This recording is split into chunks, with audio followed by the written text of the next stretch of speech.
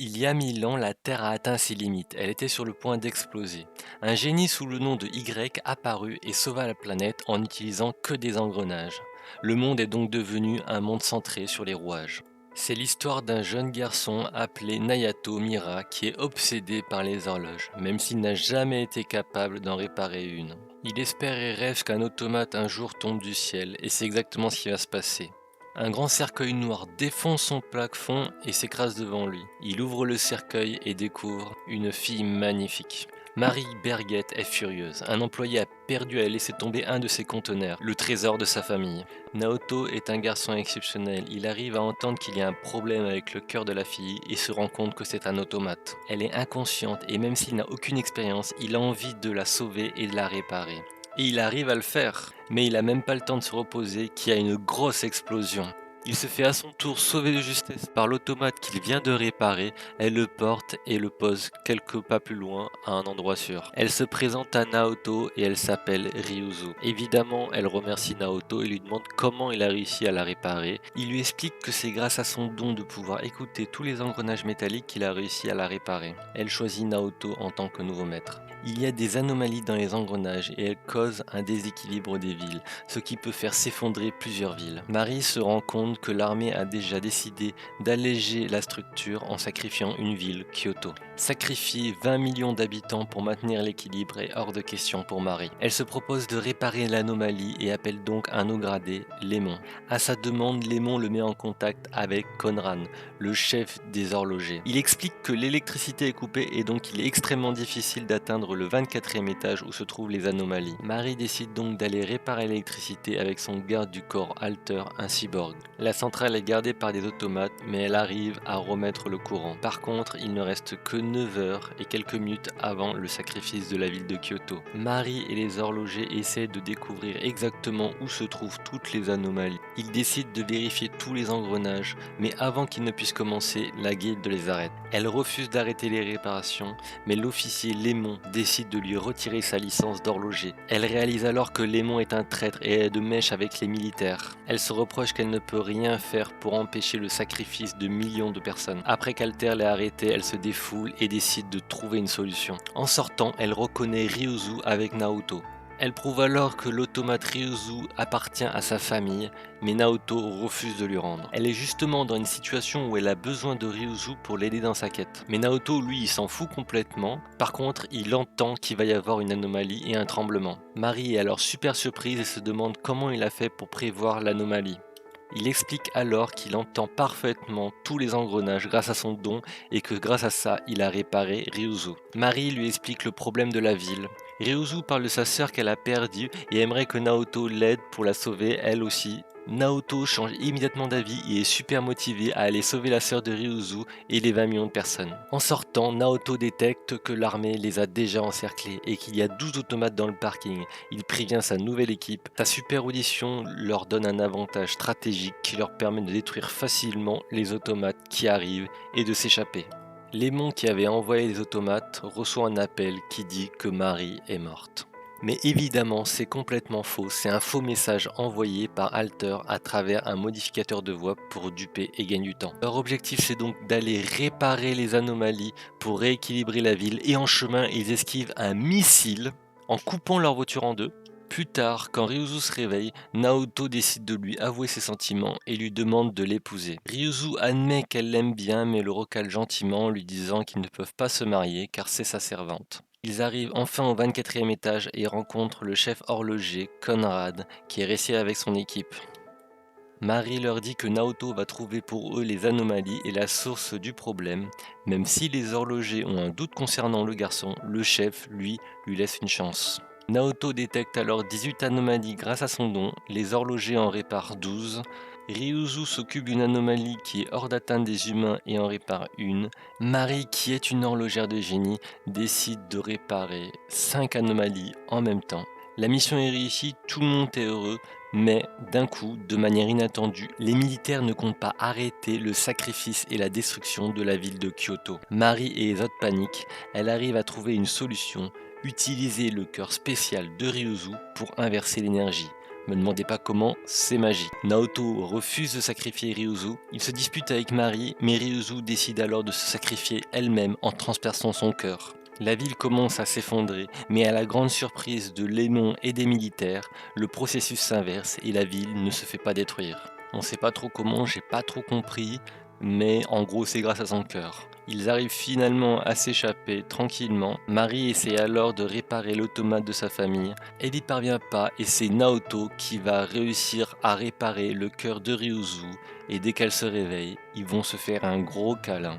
Le scandale de la ville qui allait être sacrifiée éclate au grand jour. Tous les gens impliqués dans cette histoire sont arrêtés. Tout va bien, mais Marie reçoit un champ électromagnétique et décide d'aller voir Naoto. Elle ne supporte pas que Naoto et Ryuzu soient si proches et demande à Naoto de retracer la source du choc électromagnétique qu'elle a reçu. Il trouve l'origine du choc, une ville voisine, mais Naoto se demande pourquoi elle est assise sur lui. Alter allait donner une réponse, mais Marie a complètement empêché de parler et a décidé de partir avec Naozu seulement. Évidemment, il voulait pas partir sans sa belle Ryuzu, mais au final, Alter les a convaincus. Arrivé dans cette ville, c'est la grande surprise, il n'y a personne, c'est une ville fantôme, c'est trop bizarre. Naoto leur dit alors que l'horloge principale de la ville ne fonctionne plus et se propose donc d'aller enquêter, surtout que c'est la ville d'origine de Ryuzu. Ils entrent alors tous dans la tour de l'horloge principale et découvrent un grand trou dans le sol. Naoto entend quelque chose au fond du trou et ils décident donc tous de descendre dans le trou pour voir ce qu'il y a. Et ils découvrent un gros robot,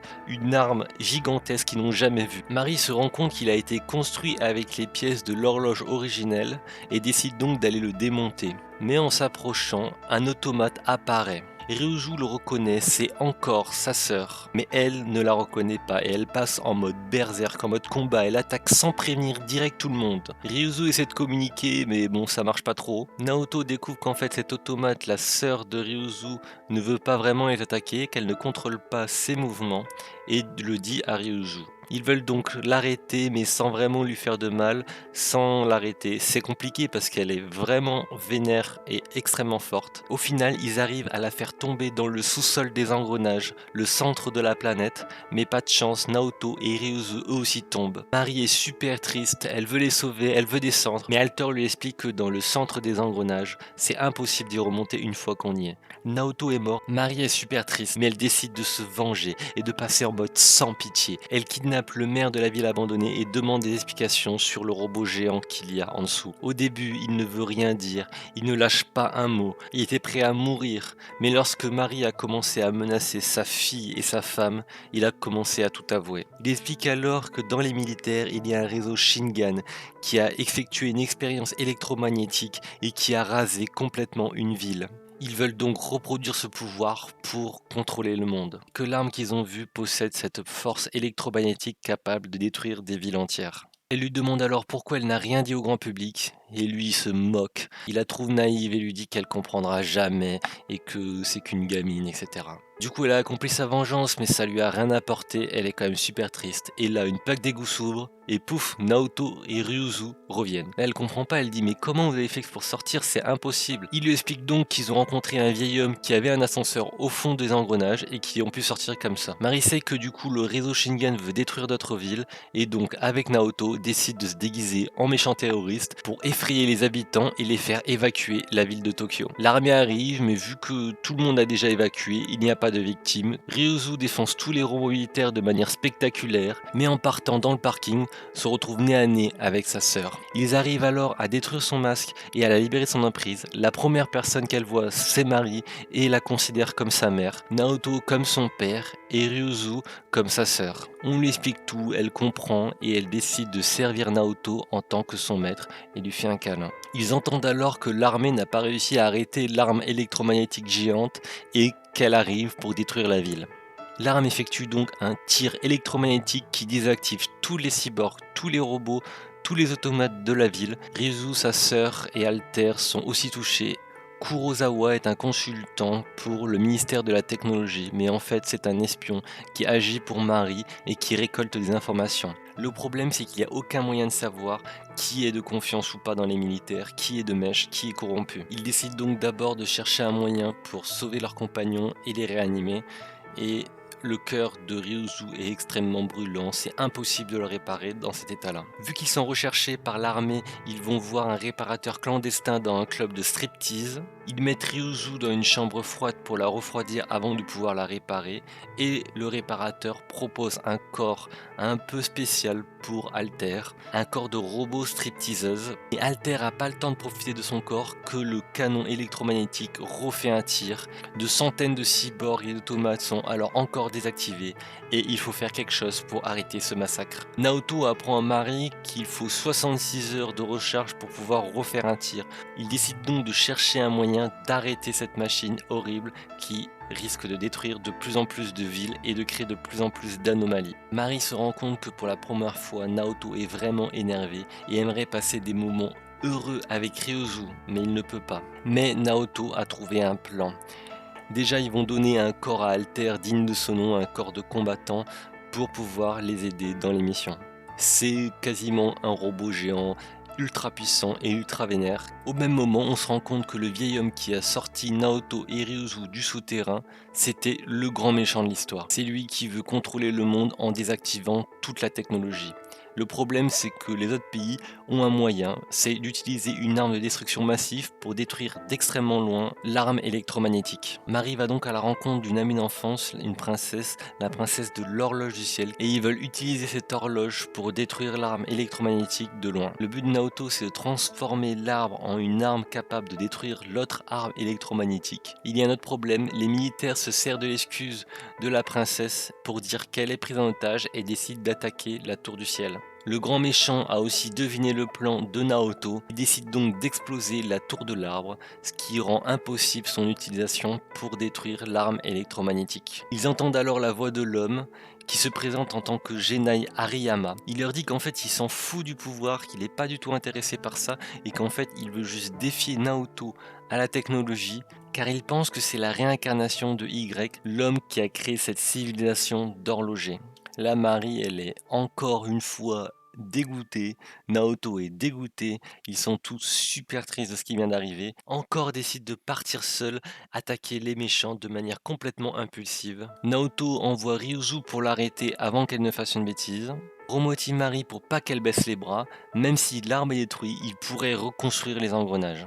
Encore décide de se sacrifier et d'aller attaquer la source d'énergie de l'arme qui les attaque.